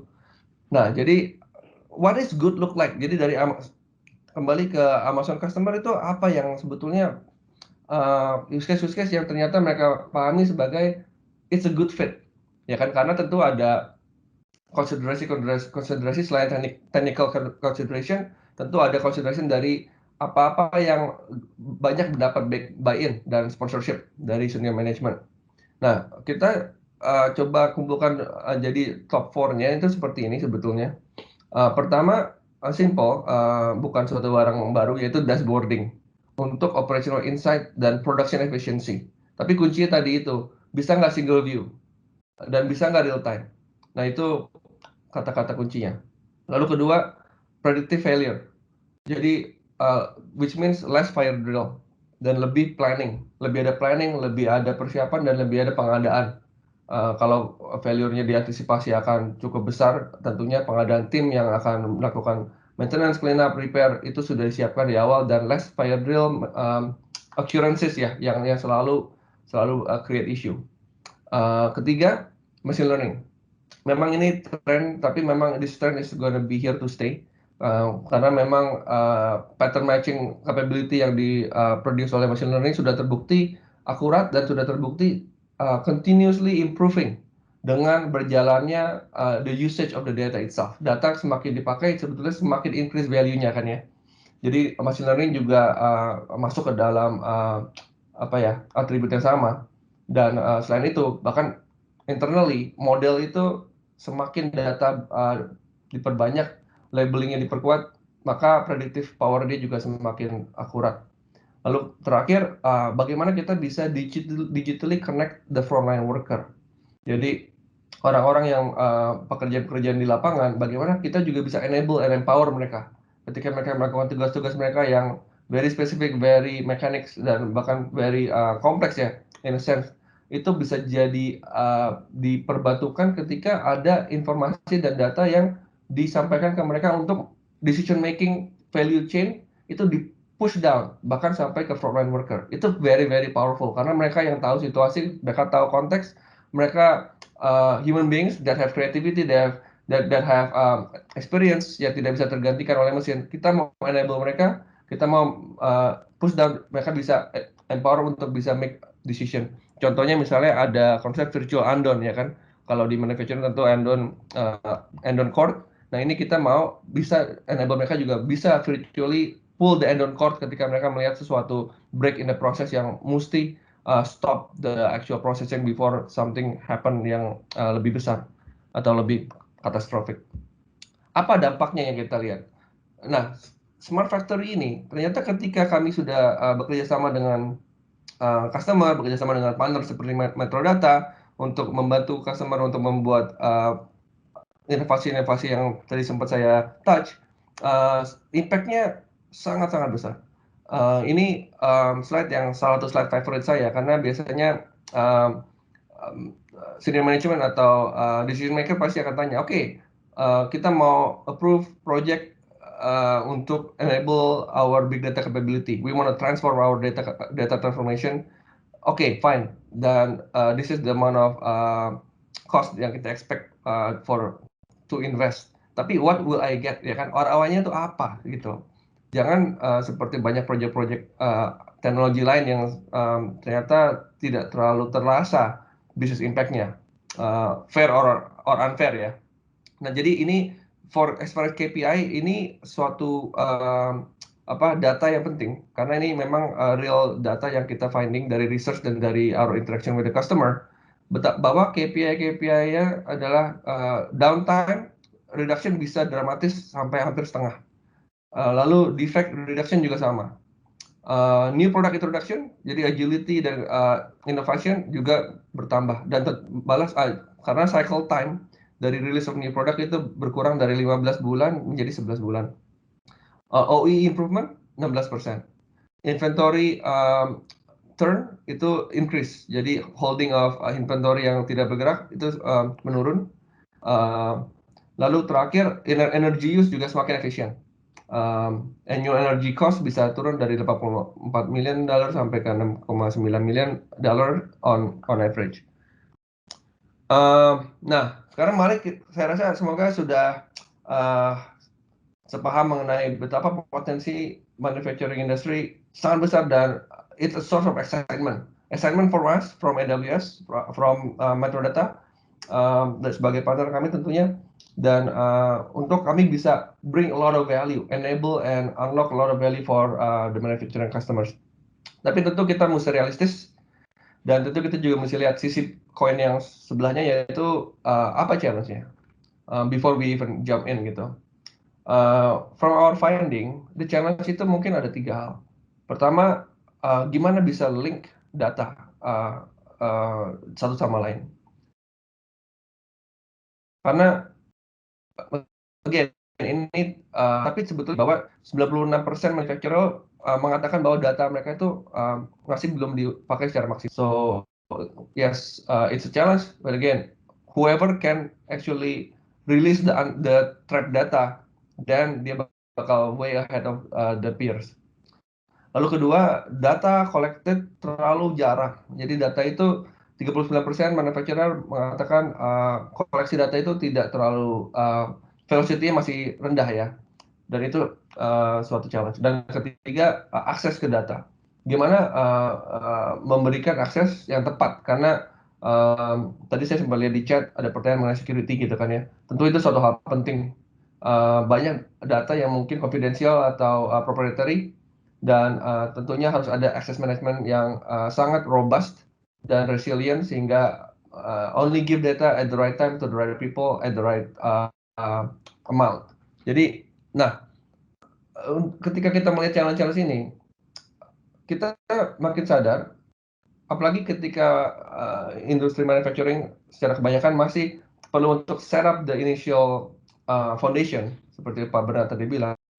Maka langkah pertama itu sebetulnya create the data platform. Karena kalau platformnya yang bisa do linking of the data, yang bisa do more real time and frequent collection, and then can facilitate the right level of access giving to the right entity, apakah itu custom atau apakah itu user internal atau bahkan kadang-kadang partner atau customer atau bahkan mesin atau sistem yang bisa enable automated data exchange and data processing, itu semua perlu the right data platform, the right foundation yang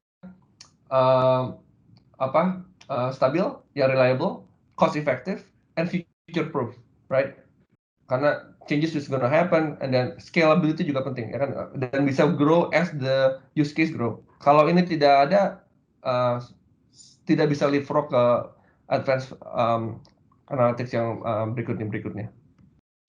Oke, so ini challenge yang AWS is built for. Jadi this is the kind of challenge, challenge yang kompleks, challenge yang membutuhkan inovasi, yang membutuhkan kreativitas teknologi dan membutuhkan experience. Because bagaimanapun satu fakta adalah AWS adalah the first company who started in the cloud industry, right?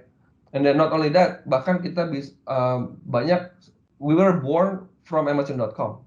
Dan Amazon.com ya adalah suatu e-commerce. Itu selama 25 tahun sudah mendesain dan manufacture actually smart products untuk untuk mendistribusikan billions of items globally. Jadi soal kompleksitas saya rasa banyak kemiripan antara operasi di warehouse, logistik, dan delivery suatu industri e-commerce global seperti Amazon.com dengan banyak realita-realita automated processing yang kompleks juga yang di manufacturing.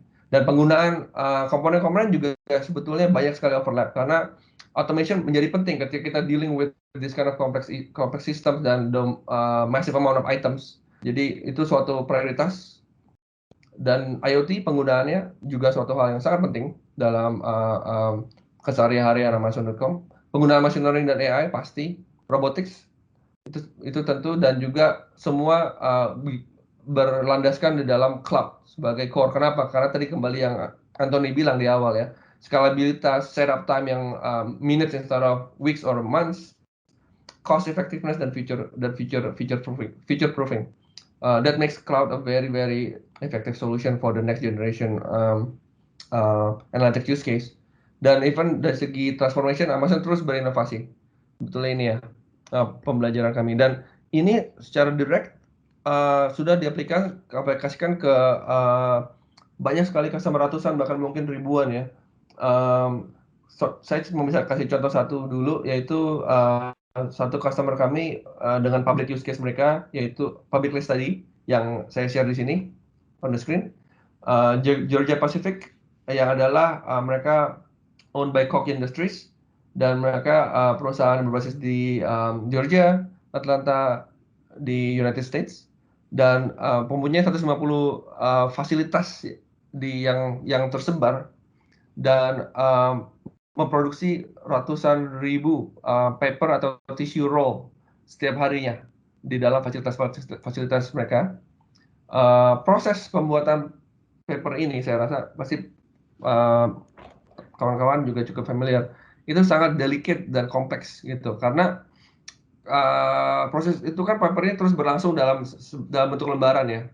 Dan lembaran ini ketika terjadi robekan, itu bisa betul-betul menghentikan this very fast dan very high throughput manufacturing of the paper.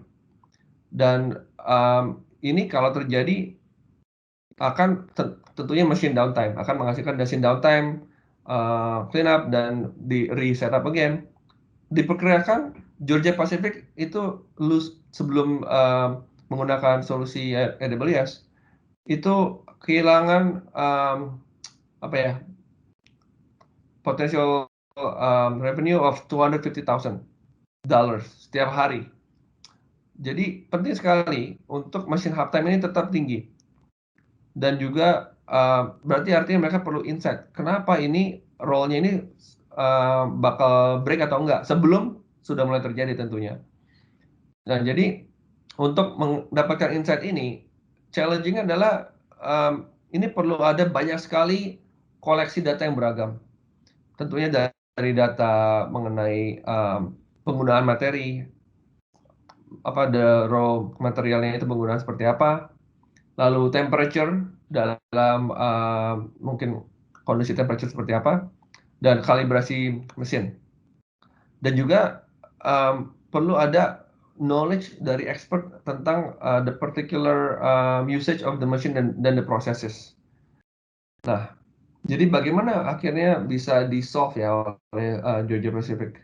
Akhirnya mereka memilih untuk mengimplementasi suatu solusi analytics yang berbasis menggunakan dua key service Amazon, yaitu Amazon Kinesis dan Amazon SageMaker. Nanti kita ada sedikit pembahasan tentang arsitektur, tapi sedikit saja sekarang Amazon Kinesis itu adalah service Amazon yang enable the streaming of real-time data dari berbagai macam sources untuk bisa dialihkan ke data lake untuk penggunaan selanjutnya. Dalam hal ini, penggunaan itu adalah dengan menggunakan Amazon SageMaker, yaitu suatu machine learning productivity tool yang bisa lalu further transform dan analyze dan create machine learning models yang lalu bisa go through the machine learning process ya, dari segi feature cleansing, lalu creation and experimentation of the model, dan juga testing of the model to kind of achieve the minimum benchmark, dan lalu bisa di deployment to the actual nanti di usage lagi untuk kembali dipakai oleh manufacturing prosesnya. Dan lalu apa dampaknya setelah ini diimplement ya? Ini predictive of the equipment failure itu ternyata bisa dilakukan di awal-awal. Dan ini bisa menghasilkan reduction of the paper tear, sehingga increase the bottom line actual profit impact of millions of dollars hanya di satu production line saja. This is in 1 year. Jadi kalau ini lalu nanti bisa pilot ini karena sudah berhasil, tahap berikutnya bagaimana bisa solusinya juga dipakai di 150 fasilitas Georgia Pacific yang lain, dan itu multiplicative efeknya jadi malah semakin besar. Dan lalu terjadi 30% productivity improvement di dalam particle board manufacturing. Jadi learning yang terjadi di production of the paper roll bisa diambil dan bisa diadaptasi ke proses manufacturing yang lain. Dan jadi ini beberapa benefitnya yang suatu successful case tadi yang kami sudah alami. Nah, jadi berikutnya ya tadi satu contoh aja dari segi predictive failure and maintenance. Ada use case lain yang cukup menarik dan biasanya relevan. Pertama, downtime reporting, I think it's pretty obvious. Asset performance monitoring, lalu clean in place optimization, dan juga current versus golden batch profile reporting. Jadi ini juga beberapa reporting, dan reporting biasanya kalau yang downtime dan current versus golden batch ya, itu relatif kapasitasnya tidak advance untuk machine learning. Jadi mungkin salah satu relatively lower hanging fruit yang bisa dilakukan ya untuk menjadi suatu attractive use case untuk pengaplikasian big data. Nah, jadi mungkin kita mulai masuk ke so seperti apa nih kelihatannya sih kalau ngomong soal manufacturing big data implementation. Mungkin gambar ini secara high level bisa membantu, karena ketika kita melakukan sistem proses monitoring dan optimasi, maka sebetulnya perlu ada 4 proses besar ya, maksudnya 4 tahap besar. Karena pertama tentunya ingestion from all kind of variety of data systems, mau dari sourcing yang sebelah kiri ini, ada sourcing, ada production, warehousing, transportation, point of sale, consumer. Dan mungkin data ini tidak automatically harus sudah ada di cloud, mungkin mereka masih di on-prem, jadi mesti ada suatu sistem untuk dan proses untuk bisa move the data from on-prem to the cloud. Lalu tahap kedua, storage, collection, dan analyze. Dan storage ini betulnya kita memang tempatkan di diagram ini di tengah karena ini menjadi satu step yang necessary. Data-data yang beragam, yang di berbagai tempat, dan mungkin ada yang structured dari relational database, tapi juga mungkin unstructured atau bahkan semi-structured atau bahkan unstructured seperti image atau video, itu tetap perlu disatukan dulu di satu data lake. Mengapa? Karena dengan begitu downstream system yang lain tidak harus spend a lot of time untuk mencari data lagi. Karena saya tahu kalau saya perlu data tambahan, my first reaction is I will go to the data lake. Pasti datanya ada. Dan nanti, jadi pertanyaan berikutnya cuma tinggal gimana data ini saya bisa transform dan combine dan curate sehingga bisa masuk ke use case yang saya inginkan.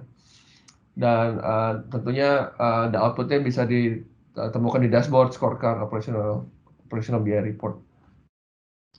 Jadi ini tahap-tahapannya secara lebih gamblang: collect, store di data lake, lalu baru bisa terjadi analisis dan visualisasi atau konsumsi. Jadi dalam industrial data lake apa nih di dalam konteks tersebut kira-kira seperti apa? Jadi pertama, fleksibilitas itu penting. Tadi saya sempat bilang termasuk dari pengambilan data dari historian data, energy consumption, IoT sensors. Kedua, penghilangan silo, jadi one home untuk semua data.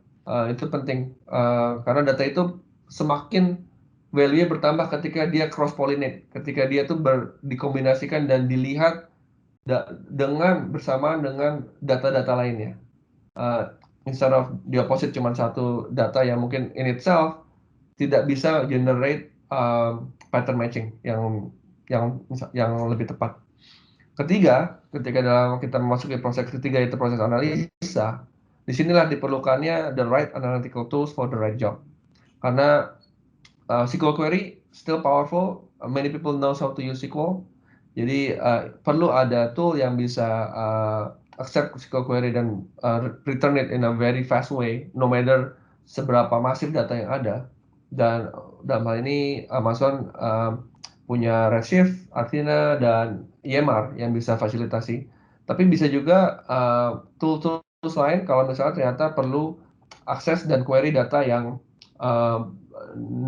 cannot be pulled from SQL.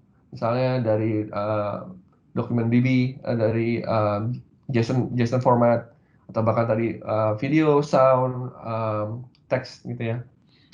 Itu sudah di-cover oleh berbagai services di AWS.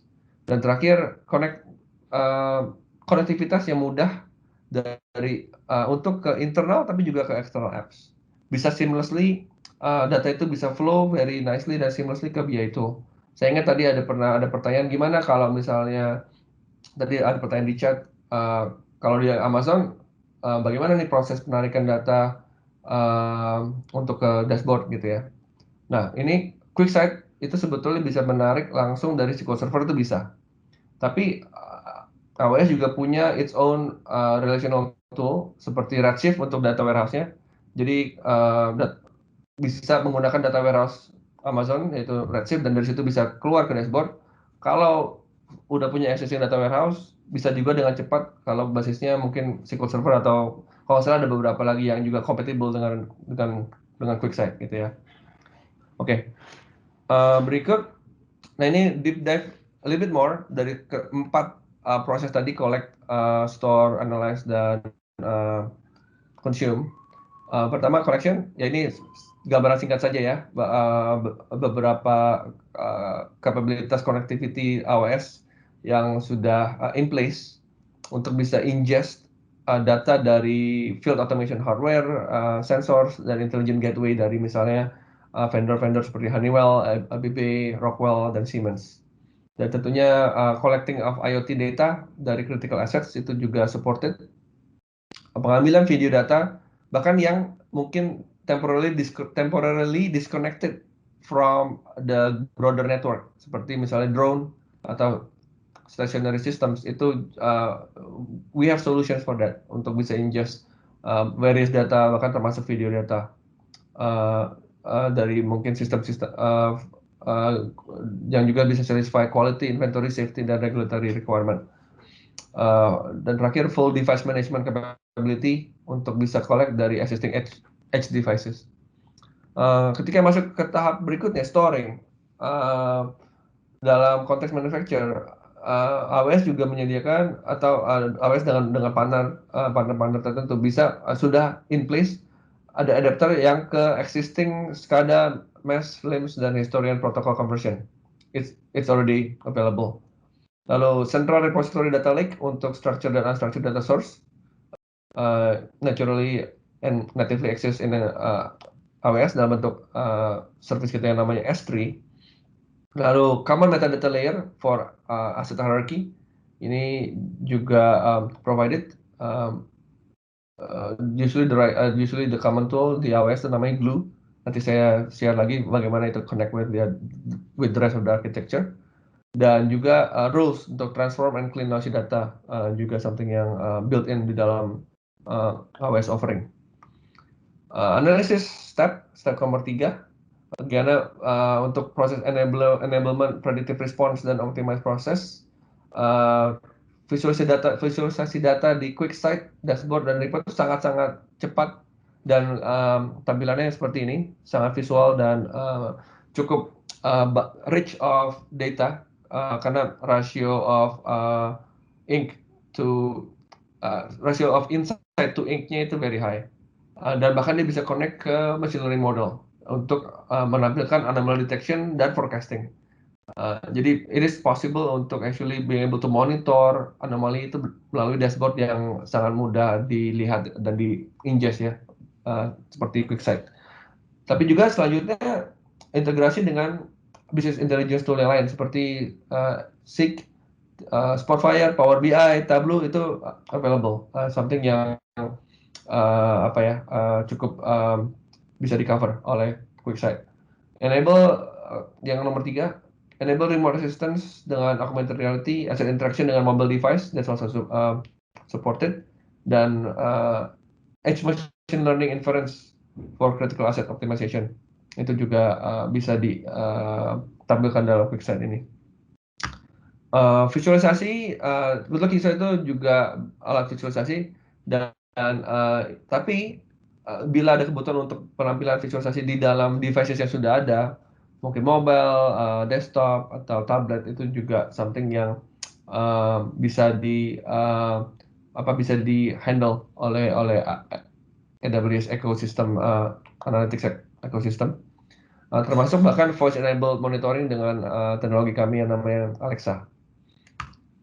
Oke, jadi ini tadi saya sempat nama ini mungkin sudah tadi saya sempat mention. Jadi singkat aja, ingestion ada beberapa tipe atau beberapa opsi AWS service, misalnya Kinesis untuk real time streaming data, dan juga database migration service. Ini gunanya kalau ada on-premise relational data source, mungkin dari Oracle, Netezza, SQL Server, ini adalah service yang tepat untuk dengan sangat mudah connect the on-premise data source untuk bisa mengalihkan data ke AWS data store. Bisa data lake, tapi bisa juga relational juga. Jadi homogeneous transfer ya, dari relational ke relational. Karena S3 kan lebih ke object based storage, bukan relational. Tapi ya AWS punya RDS yang sebetulnya adalah relational database system. Dan DMS bisa handle the data transfer juga untuk hal seperti itu. Ya ini mungkin jadi satu contoh ketika mungkin sering dengar AWS itu memang approach-nya berawal dari building blocks. Kita mau create building blocks yang sesuai, yang shape-nya itu bisa adaptable ke kebutuhan. Kalau kebutuhan perlu building blocks yang besar, itu ada building blocks yang siku-siku gitu, yang kayaknya unik tapi mungkin punya warna atau transparan sehingga nanti hasil akhirnya itu bisa sesuai dengan keinginan, itu juga available juga. Jadi itu satu hal yang saya mau emphasize dalam slide ini. Dan emphasis kedua tentunya throughout the end-to-end process, dari proses data, dari bagaimana handling data mentah sampai ke insight di ujung downstream system, itu semua di cover oleh AWS. Jadi semua bisa diimplement di dalam satu platform tanpa harus have additional learning untuk oke, saya sudah tahu, saya sudah pakai satu tool, tapi ini tool ini perusahaannya, vendornya only supply for dashboard. Jadi kita harus mikirin lagi dan belajar lagi downstream sistem apa yang kita perlu connect ke tool tersebut. Sebetulnya di AWS hal itu bisa dihindari. Semua proses pembelajaran jadi sangat cepat, tapi tentunya tidak sacrifice konektivitas. Kalau misalnya for one reason or another, memang diperlukan konektivitas dari AWS platform ke existing solution. Itu juga supported. So we give options to the customer to be creative and to be flexible with their future architecture. Nah, ini deep dive a little bit deeper, mungkin for those yang di technology team definitely sudah menunggu-nunggu untuk melihat high level architecture ini ya. Teman ini mungkin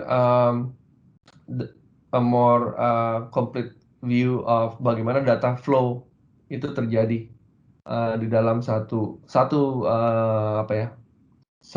contoh high level architecture di AWS untuk manufacturing industry.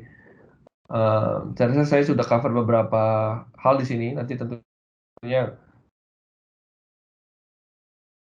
kalau follow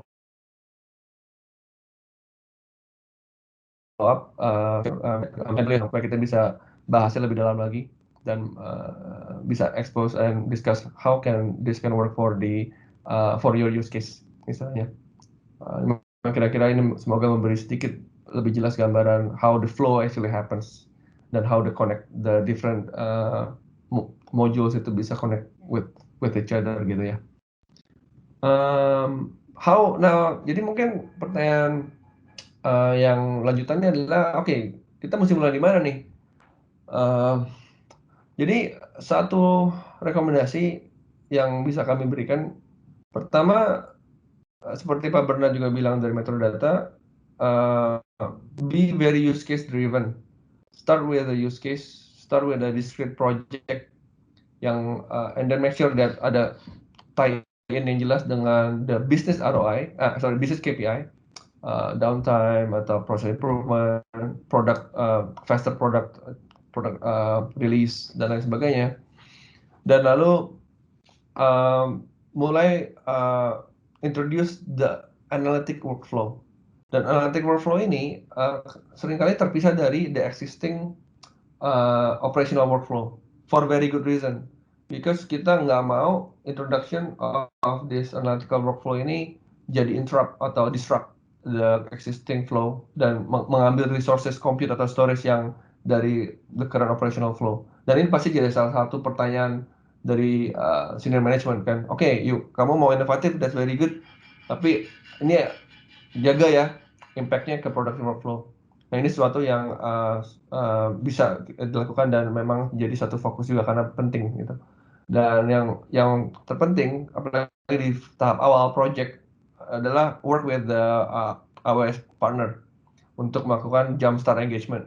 Jadi Metrodata is a very good choice untuk hal itu. Dan dengan begitu we can partner with AWS, with Metrodata to start the project dengan sangat cepat. Again karena the exclusive characteristic of the cloud. Lalu tahap kedua mulai show the benefit quickly juga ke bisnis. Dari situ kita will build on that dan mulai membuat satu fondasi di tahap berikutnya, di tahap kedua. Jadi mulai menambahkan data sources misalnya ke dalam platform yang sudah mulai cikal bakal terbuat di dalam project awal tadi. Kita mulai enhance dan industrialize the ETL processing, ya kan? Yang pasti saat ini pasti sudah sangat kompleks. Bagaimana kita bisa mulai enable the ETL untuk bisa melakukan transformation of the data. Lalu tahap ketiga mulai melakukan migration secara step by step ya.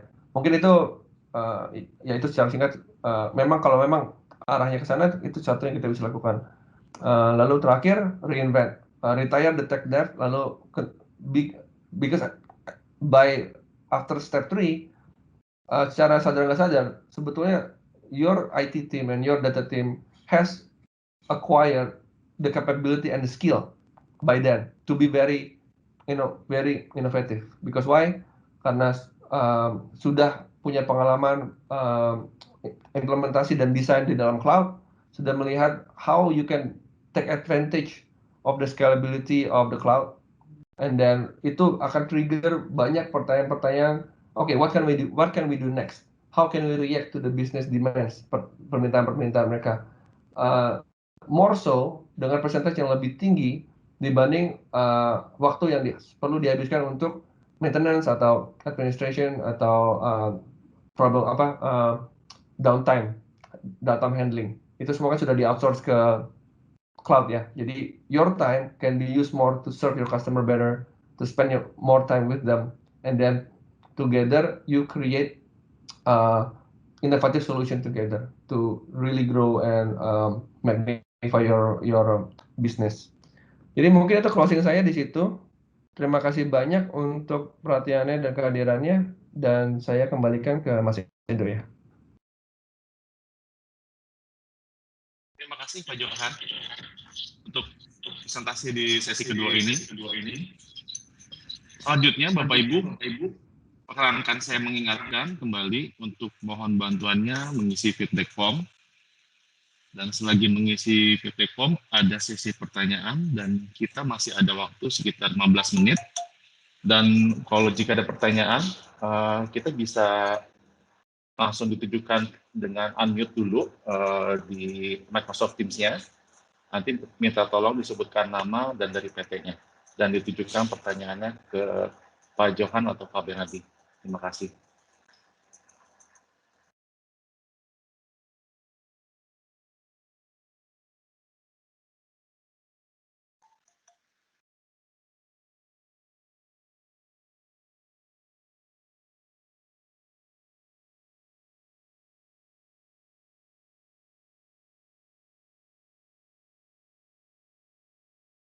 Oke, sambil menunggu pertanyaan dari peserta kita webinar, Pak Johan, ini menarik Pak Johan. Saya menemukan ada informasi dari berita di internet.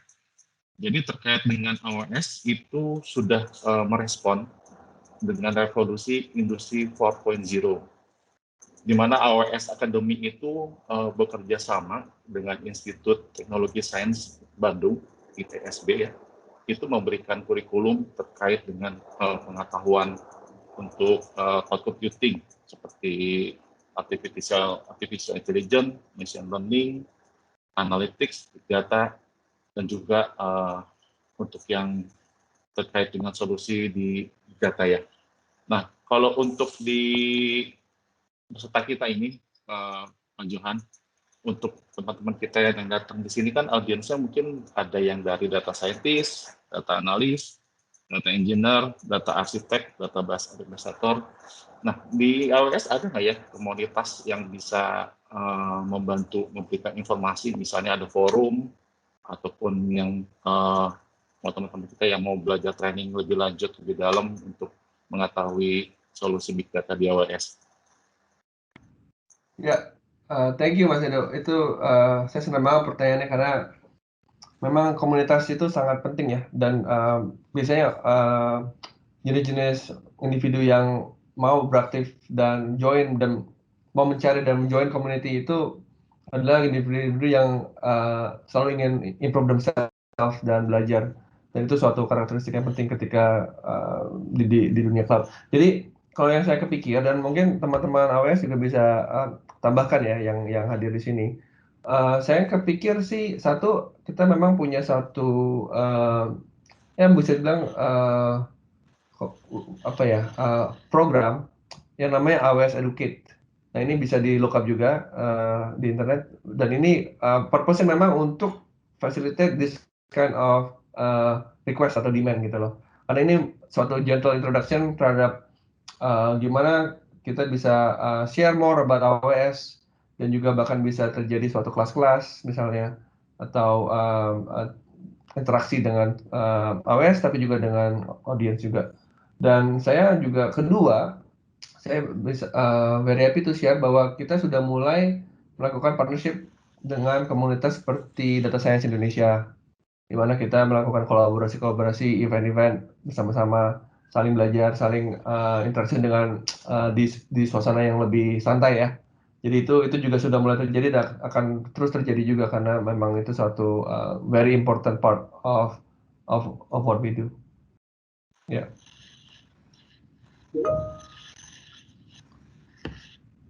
Oke, makasih Pak Johan. Dan juga yang menarik Pak Johan, dan di sini juga ada Pak Firman dari AWS juga. Kita mendapat kabar baik nih, data centernya AWS itu akan dibuka di tahun ini ya, Pak Firman, Pak Johan. Itu ada kabar terbaru mungkin bisa di-share? Betul. Jadi memang kami membangun data center kami itu sudah dimulai ya beberapa tahun yang lalu, dan the good news-nya memang sesuai yang dengan kabar di berita, tahun ini kita akan launching ya region di Jakarta. Nah itu mungkin sekitar Q3 atau Q4. Nah nanti rekan-rekan sudah bisa ya menggunakan region itu gitu. Itu kabar terakhir yang kami dapatkan. Saya sempat lihat juga di media sosial, Pak Firman, ada Gubernur Jawa Barat ya, itu Kang Ridwan Kamil, itu ada informasi Amazon investasi besar-besaran gitu ya. Jadi di situ kita bisa asumsi lokasinya di situ ya Pak, lokasi data center nih. Iya memang kita secara publik kita tidak pernah mempublikasikan ya lokasi data center kita di mana. Namun ya biasanya itu muncul dari public figure yang memang sebetulnya kita pun sudah titip pesan ke mereka jangan dikasih tahu. Jadi tapi yang bisa kita kabarkan bahwa region Indonesia ini akan langsung kami mulai dengan 3 availability zones ya, di mana setiap availability zones itu terdiri dari biasanya 1 atau lebih data center begitu. Jadi 3 cluster kita akan launching sekaligus, dan baik data centernya maupun jaringannya itu kita yang bangun dan kita yang operate sendiri begitu, internally di Indonesia maupun jaringan globalnya begitu. Jadi data centernya sendiri itu dibangun oleh AWS sendiri ya gitu ya Pak Firman? Atau mungkin ada istilahnya apa? Co-location itu numpang gitu sama provider lain Pak? Tidak, kita tidak berani. Jadi memang karena kita mengutamakan sovereignty ya, artinya kita sama sekali kita bangun itu dari nol. Kita tidak numpang, baik jaringan maupun gedung, bahkan tanahnya pun kita acquire sendiri begitu. Oh, wah luar biasa. Oke, makasih Pak Firman. Sementara dari Bapak Ibu ada mau pertanyaan, kami persilakan kembali ya Bapak Ibu. Untuk mau di-unmute dulu, kemudian bisa langsung bicara dari PT mana dan namanya.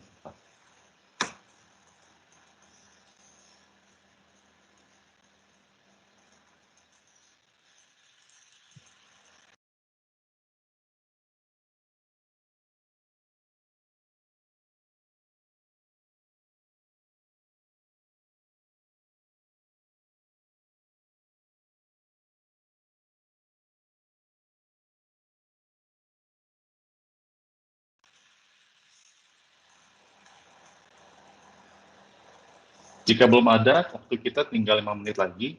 Mungkin ada topik yang saya mau angkat juga untuk Pak John atau Pak Firman. Jadi untuk selanjutnya, teman-teman kita yang sudah join webinar ini, yang setahu saya di AWS itu seringkali mengadakan event seperti Builder Online ya, Pak Johan, Pak Firman. Itu apakah bisa diakses secara publik ya? Atau gimana caranya bisa teman-teman bisa tahu untuk acara itu?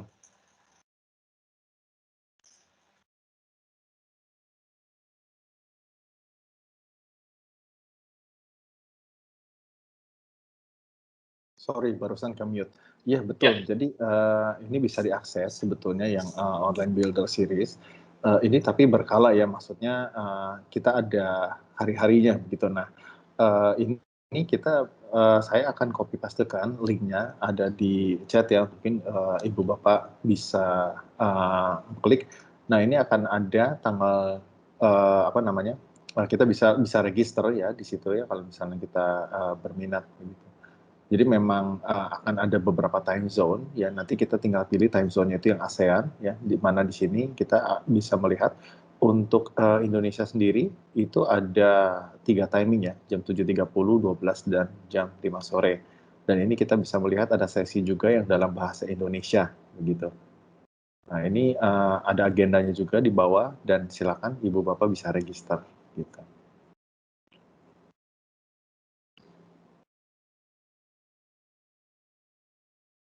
Baik, makasih Pak Firman. Sekali lagi saya mohon bantuannya untuk mengisi feedback form.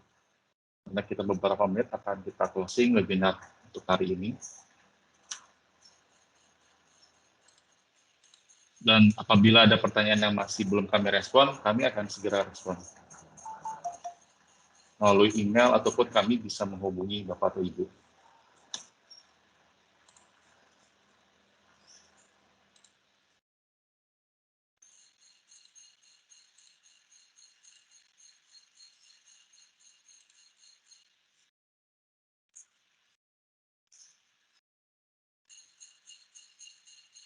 Baik, ini adalah kontak email saya dan rekan saya Faris, yang Bapak bisa kontak kami untuk mengenal lebih lanjut ataupun kami bisa berdiskusi dengan Bapak atau Ibu untuk mengenal lebih lanjut solusi big data di manufacturing.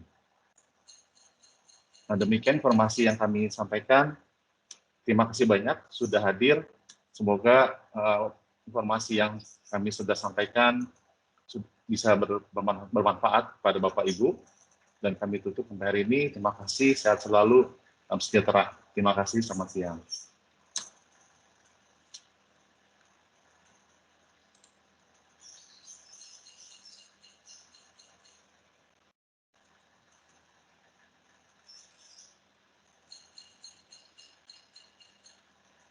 Terima kasih Pak Firman, Pak Johan, sudah hadir memberikan presentasinya. Terima kasih Pak. Baik, sama-sama. Sampai ketemu lagi semua. Sampai ketemu. Makasih Mas Edo. Terima kasih Pak. Terima kasih Pak Bernardi.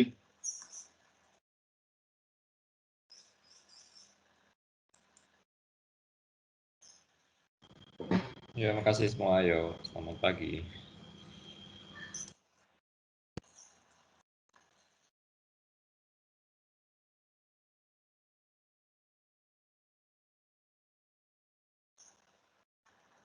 Terima kasih Violen, Susanti buat supportnya. Terima kasih, Pak. Terima kasih, Pak.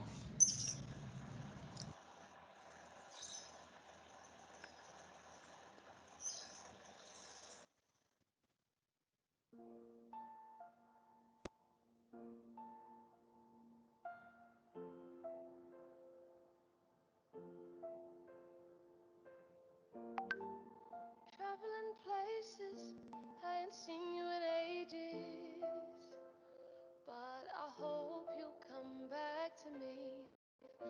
My mind's running wild with you far away. I still think of you 100 times a day. I still think of you too.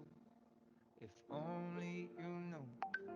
When I'm feeling a bit down and I wanna pull through. So much I miss you. I miss you. I knew what I was, 'cause I don't have a clue. I just need to work out some way of getting me to you. 'Cause I'll never find love like ours out here in a million years. A million years. My location unknown, trying to find a way back home to you again. I gotta get back to you, gotta get back to you. My location unknown, trying to find again. I gotta get back to you, gotta get back to you. I just need to know that you're safe, given that I'm miles away. On the first flight back to your side, I don't care how long it takes, I know you'll be worth the wait. On the first flight back to your side. Traveling places, I ain't seen you in ages, but I hope you'll come back to me. My mind's running wild with you far away. I still think of you 100 times a day. I still think of you too, if only you knew. I just need to work out some way of getting me to you, 'cause I'll never find love like ours out here in a million years, a million years. My location unknown, trying to find a way back home to you again. I gotta get back to you, gotta get back to you. My location unknown, trying to find a way back home to you again. I gotta get back to you, gotta get back to you. I just need to know that you're safe, given that I'm miles away. On the first flight back to your side, I don't care how long it takes, I know you'll be worth the wait. On the first flight back to your side.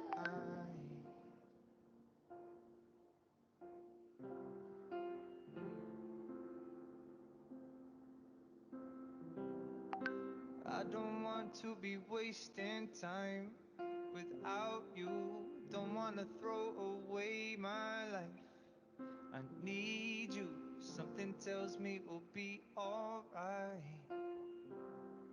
Something tells me we'll be alright. Alright. I don't want to be wasting time without you. Don't want to throw away my life. I need you. Something tells me we'll be alright. Something tells me we'll be alright. Alright. My location unknown, trying to find a way back home to you again. I gotta get back to you, gotta get back to you. My location unknown, trying to find a way back home to you again.